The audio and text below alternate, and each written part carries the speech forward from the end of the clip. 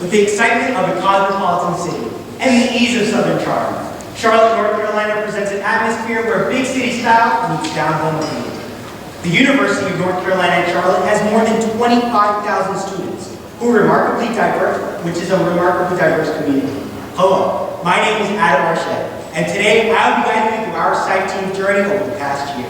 I'm a sophomore majoring in international business from Miami, Florida, and I imagine a world full of success. A world built by communities of people tapping into their true potential. Presenting with me today is Malcolm Carter, a freshman business and dance major hailing from Greensboro, North Carolina. I imagine a world in where since this presentation has began, 10,000 plastic bottles have been recycled instead of thrown away.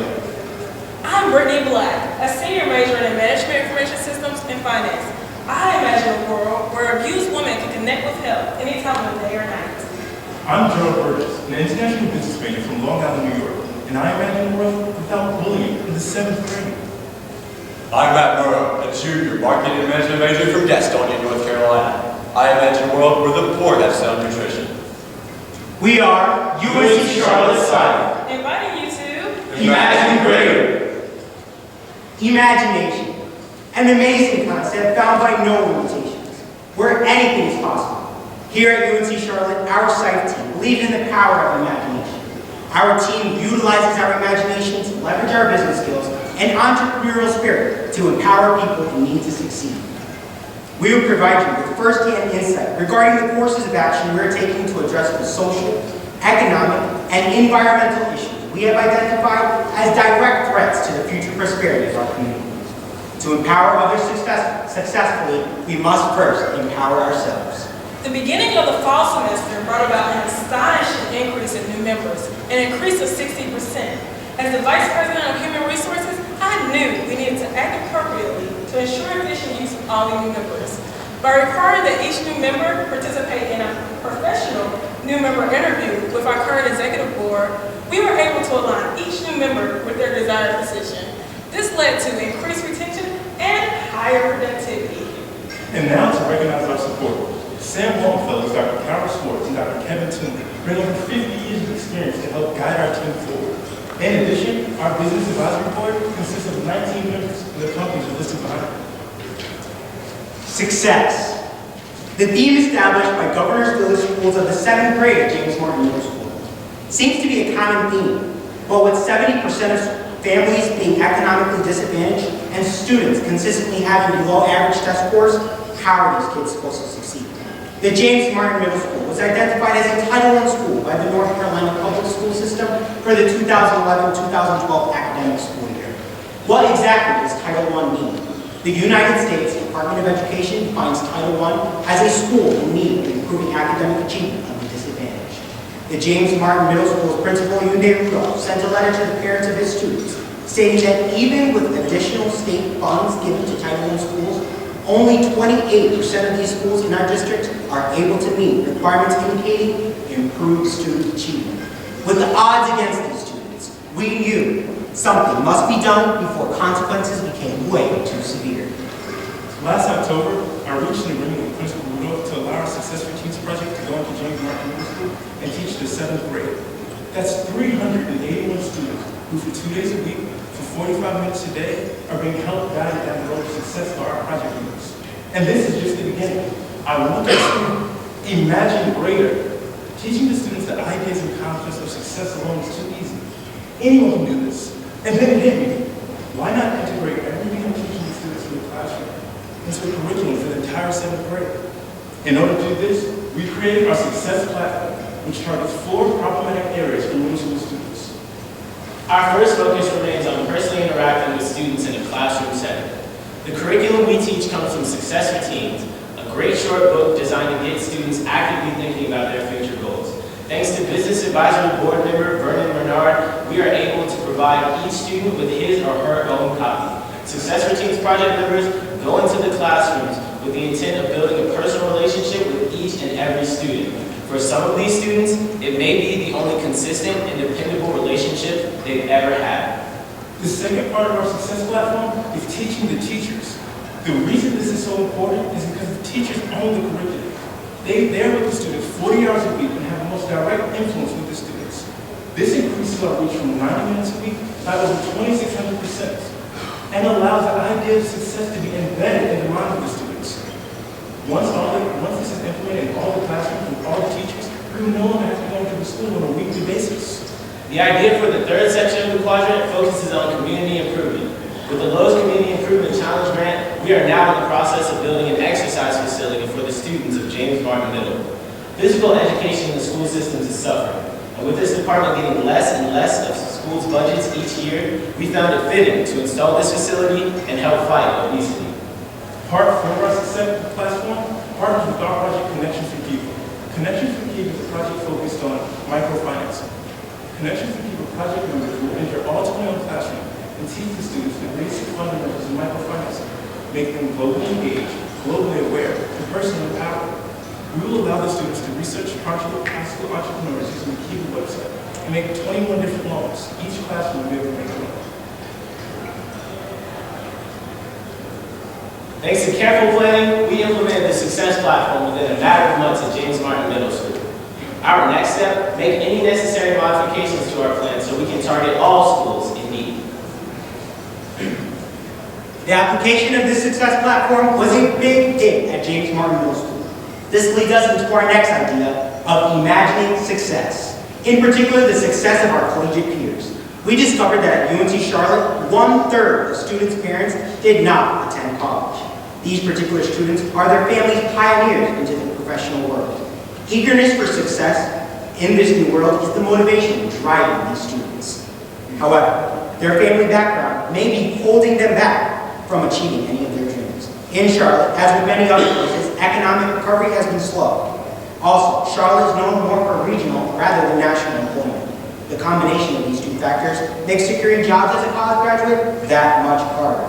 With 40% of students graduating nationally without a full-time position in the workforce, it is evident that our collegiate peers need a new way to acquire the skills needed to navigate the road to job success. SIFE's solution to the problem was to create a series of panel discussions to allow students to learn how to succeed in the professional world. Discussions were composed of recruiters, business executives, and alumni. Each panel discussion was moderated by one of our SIFE team members. It became their responsibility to address the average student's list of questions and concerns. For example, questions regarding resume building, proper introduction, personal appearance, and interview insight were asked to our board. The initial pilot for the panel discussion brought out only a handful of students who, in return for attending the event, filled out a survey that provided our organization with the information necessary to implement this project on a larger scale. With this knowledge in hand, we were able to make the second panel discussion a huge success. The panel consisted of hiring managers and recruiters from Bank of America, studio-based marketing agency, TIA and Kraft, Gray & Walker accounting firm, and Lowe's. These business professionals provided their insight into their interview evaluations and ways students can give themselves the edge for highly competitive internships and even permanent jobs. At the end of each discussion, a 30-minute Q&A session took place.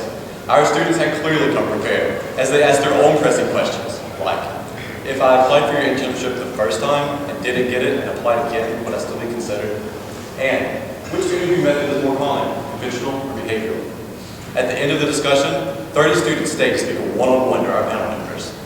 Over 100 students turned out to this event with hopes that what they would learn during the discussion would help them secure an internship or at least an interview for this upcoming recruiting season. With an average of 45 students attending each of our 3 panel discussions, it looks like SIFE has found its job success niche. The panel discussions we hosted were recognized for their credibility by a part of UNC Charlotte's Center for Leadership Development, called the Pilot Program. Pilot stands for Programs in Leadership and Organizational Training and is geared towards providing participants non-academic credit for leadership training. Currently, SIFE has helped fill the gaps by engaging alumni and providing our collegiate peers with the knowledge they did not previously have. However, we did not stop there. Our entrepreneurial spirit pushed us further than just simply providing information to our peers. Shortly after the 3rd panel discussion, we hosted a networking event that allowed the students to practice the skills they learned. The event consisted of a 2-to-1 ratio of students to business professionals who were able to socialize and network. Moving forward, let's switch our focus to the idea of imagined community. Over the past year, our strategic planning committee has been researching the most pressing needs of the community surrounding UNC Charlotte. They were able to identify several growing issues for our team to address. The first issue that we will discuss today relates to the emergence of food deserts in the Charlotte area. For those who are unaware, a food desert is an urban area where poverty and poor planning have resulted in a complete lack of accessibility to fresh and nutritious food. According to UNC Charlotte's Urban Institute, our county has 60 designated food deserts with 72,793 residents. 1/3 of those residents get food stamps from the Supplemental Nutrition Assistance Program. Imagine having terrible limits on the amount of food available for your consumption.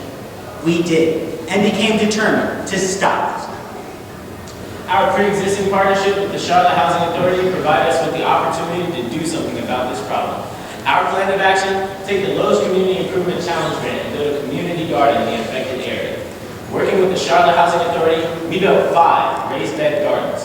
We also provided the necessary cultivating and farming education to create a sustainable source of fresh and healthy food. All the residents of this local Charlotte Housing Authority community were given access to these newly installed raised bed gardens.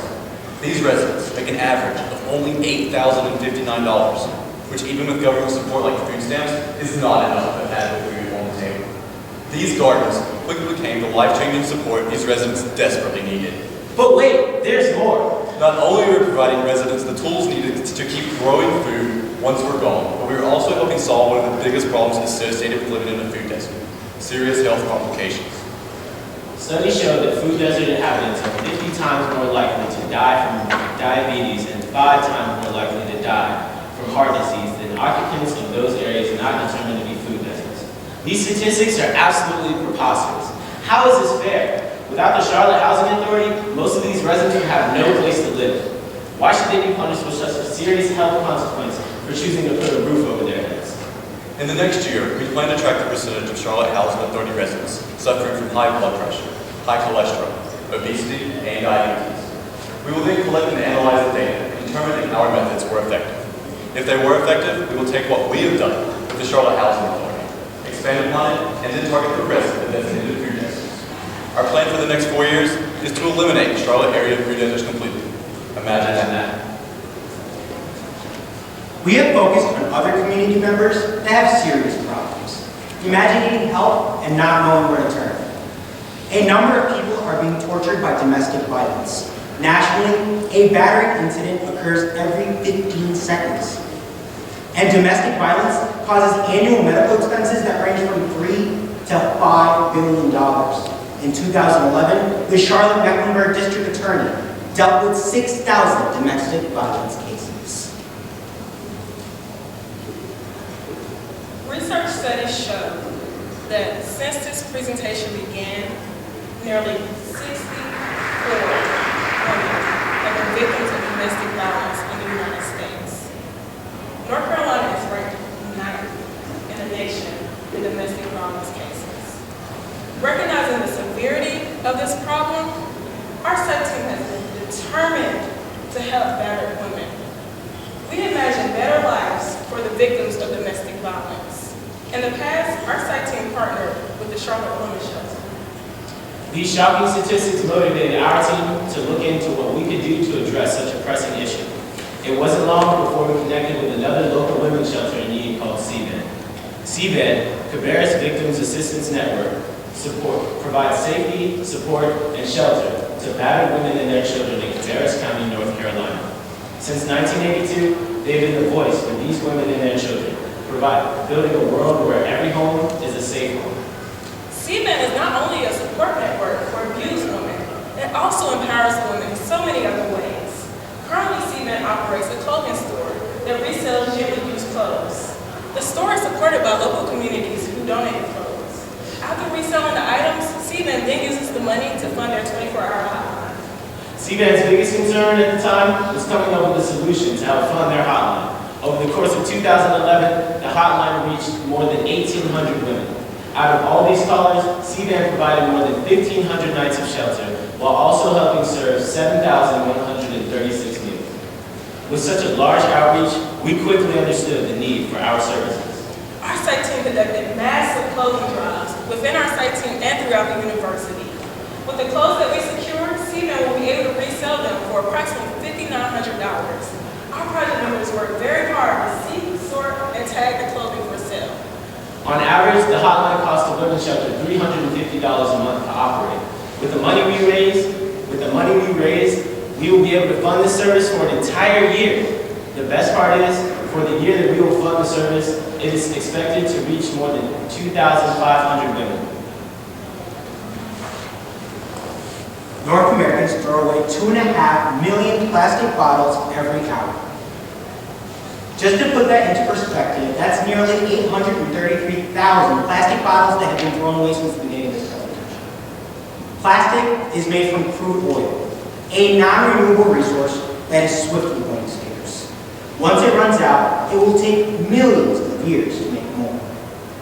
Our next project falls under the environmental category of Imagine Community. So for a moment, please, imagine if every person in North America recycled all of his or her waste properly. Imagine better compassion for our environment, improving our home by simply recycling a lot. Imagining is great, isn't it? But the hard part of this dream is actually motivating people to do their part. We know that most people need some sort of incentive to participate. Our SIFE president, Brian Scarry, has come up with a way to tackle this growing problem and put a stop to the planet's fatal case of recycling energy. This project was made possible by a Charlotte Grant Initiative grant worth $10,000. The objective, to make recycling fun, interactive, and most importantly, make students on campus bold to recycle. Our SIFE members, Brian Scarry and Nicasio Arzu, have therefore developed and created a recycling arcade game machine that uses recycled bottles and cans. With this criteria in mind, here's what we came up with. An arcade-style 49er football game where in order to play, the user must first insert an empty bottle. The game begins, and the player attempts to kick a field goal through the ball launcher. If the field goal is good, points will go up on the scoreboard for the 49ers. Currently, only 50% of the bottles and cans that are disposed of on UNC Charlotte's campus are recycled. Our goal is to raise this number to 70%. In order to raise this number to 70%, we will place our bottle recyclers in different buildings, and the University Recycling Division will be able to track how it increases. We project this project will be an emerging business model for. Brian Scarry plans on taking our recyclers to conferences and showcases in early April. This will help raise awareness around the Southeast about what UNC Charlotte SIFE is doing to reduce our carbon footprint without lowering our standards for sustainability. Businesses around the world are trying to go green and raise awareness about the negative impact that many of the things we make and do have on the environment. Our bottle recycling is applicable in businesses and universities worldwide. With the little variations make it relevant to the environment side of things, there's no telling where this concept can go. We acknowledge it as an emerging business model and a superb engineering project. To conclude, our SIFE team identified a Title I school with a range of social and economic needs. We connected with nearly 400 seventh graders and empowered their teachers to reach for success with a series of actionable, realistic, and small steps. Using funding from Lowe's, we will be building a physical fitness facility to fight obesity. We also help them engage globally by learning about entrepreneurships and microloans, and then tracking an actual loan.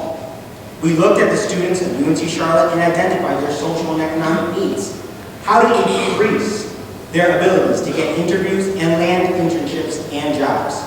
We held a series of panel discussions with recruiters and alumni to learn what we can do to show our skills and capabilities in their best light. We added a speaker on how to network in person at receptions and at events where students could practice what they learned with executives from the Charlotte metro area. Moving beyond our own comfort zone of schools, we engage the communities surrounding UNC Charlotte with issues ranging from supporting sound nutrition to helping abused women and promoting recycling. We've had a great year with over 5,400 hours of community service provided with our team of with 87 members. We are UNC Charlotte SIFE. This now concludes our presentation. We would like to welcome our president, Brian Scary, and our competition credit voting to the stage to answer any questions.